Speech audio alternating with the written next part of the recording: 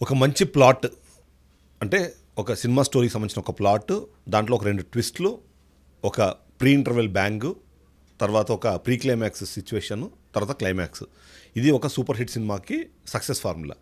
ఇదే ఫార్ములాతో ఒక పర్సన్ వచ్చి ఒక స్టోరీ చెప్తే ఆ స్టోరీని సూపర్ హిట్ చేసే ప్రయత్నం చాలామంది చేస్తే దానికి ఒక పేరు పెడితే దాని పేరు ధర్మస్థల ఫైల్స్ అని అనొచ్చు మనం. ఎందుకంటే ధర్మస్థలంలో ప్రస్తుతం నడుస్తుంది ఇదే తరహా ఒక సూపర్ హిట్ థ్రిల్లర్ మూవీకి ఒక స్టోరీ ప్లాట్ని ప్రజెంట్ చేసే ప్రయత్నం అని నాకు అనిపిస్తుంది. ఎందుకంటే స్టోరీని ఒకసారి మనం చూస్తే ఒక వ్యక్తి ఒక 25 సంవత్సరాల క్రితము ఒక 300 నుంచి 400 మందికి సంబంధించిన మృతదేహాల్ని అక్కడక్కడ నేను పాతిపెట్టేశాను. ఆ పాతిపెట్టే క్రమంలో ఎందుకు పాతిపెట్టాను అంటే, ఈ సినిమాలో ఒక విలన్ ఉన్నాడు, ఆ విలన్ నన్ను చంపేస్తాడు, నా కుటుంబ సభ్యులు చంపేస్తాను అందుకని నేను తప్పక చేసేసాను అని.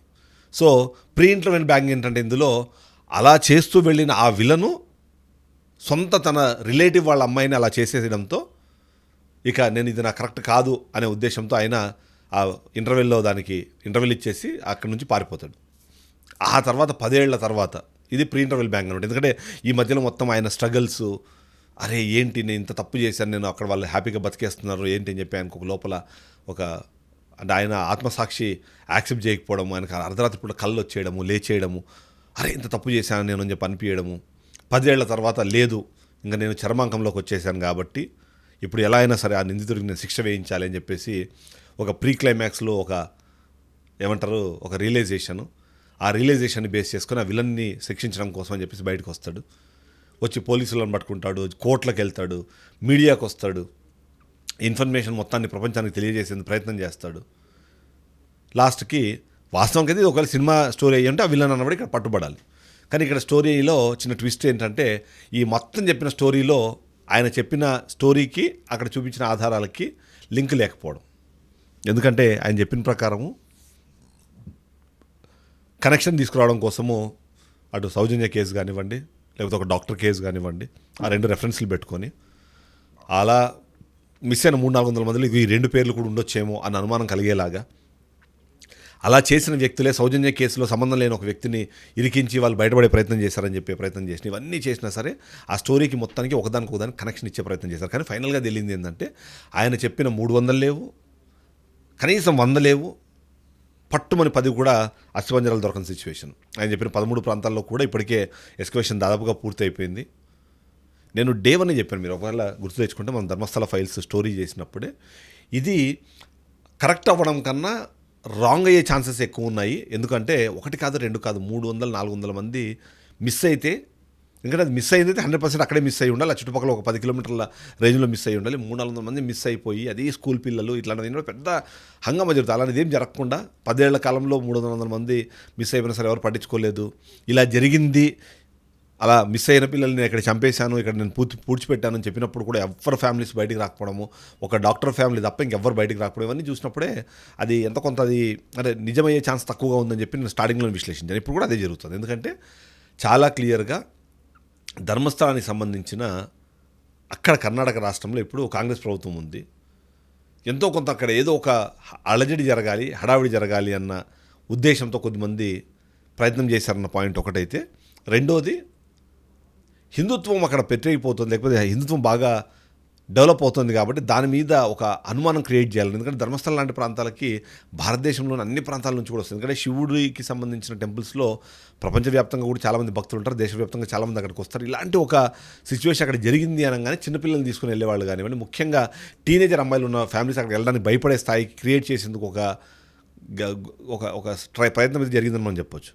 ఈ నేపథ్యంలో కొండను ఎతికి ఎలుకను బట్టారంటారు చూసినా, ఆ సామెత పర్ఫెక్ట్గా సెట్ అవుతుంది. ఎందుకంటే 13 ప్రాంతాలు, 100కు పైగా మృతదేహాలు, 300-400 మంది మిస్సింగ్ కేసులు, ఇవన్నిటికీ చూస్తే ఏంటంటే పట్టుమని అక్కడ దొరికింది 2 అస్థిపంజరాలు.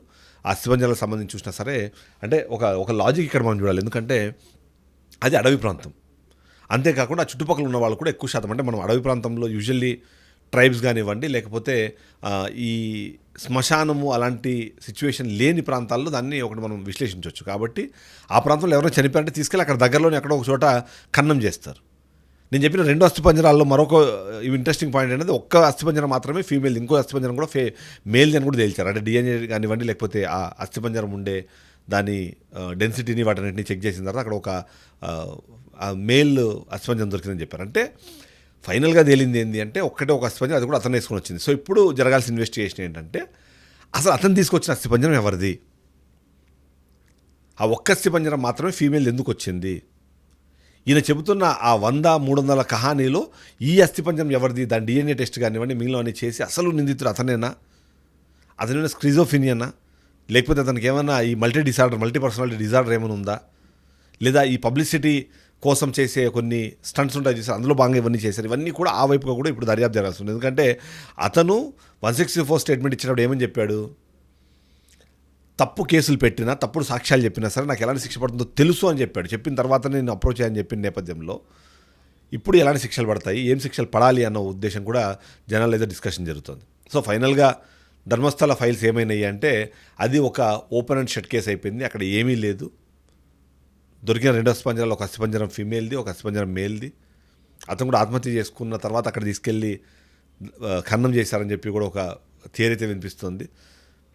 సో ఇప్పుడు ఈయన ఏ ఉద్దేశంతో ఇది చేశాడు అన్న దాని వైపుగా దర్యాప్తు జరగాల్సిన అవసరం ఉంది. ఆ దర్యాప్తు చేసే క్రమంలో కూడా ఇంకేమైనా కొత్త పాయింట్స్ బయటకు వస్తాయా, అతను ఎవరిని టార్గెట్ చేసి ఇవన్నీ చేద్దాం అనుకున్నాడు. హెగ్డే ఫ్యామిలీ ఏదైతే మాట్లాడుతున్నాం మనము, అక్కడ ధర్మస్థల ట్రస్ట్కి సంబంధించి ఆ ట్రస్ట్ చేతుల్లో నుంచి ఆ టెంపుల్కి తీసుకోవాలనే ప్రయత్నం ఎప్పటి నుంచో జరుగుతున్న నేపథ్యంలో ఆ వైపుగా ఏమైనా దీనికి అక్కడ కుట్ర జరిగి ఆ కుట్రలో భాగంగానే దీన్ని ఏమైనా చేసే ప్రయత్నం చేశారా?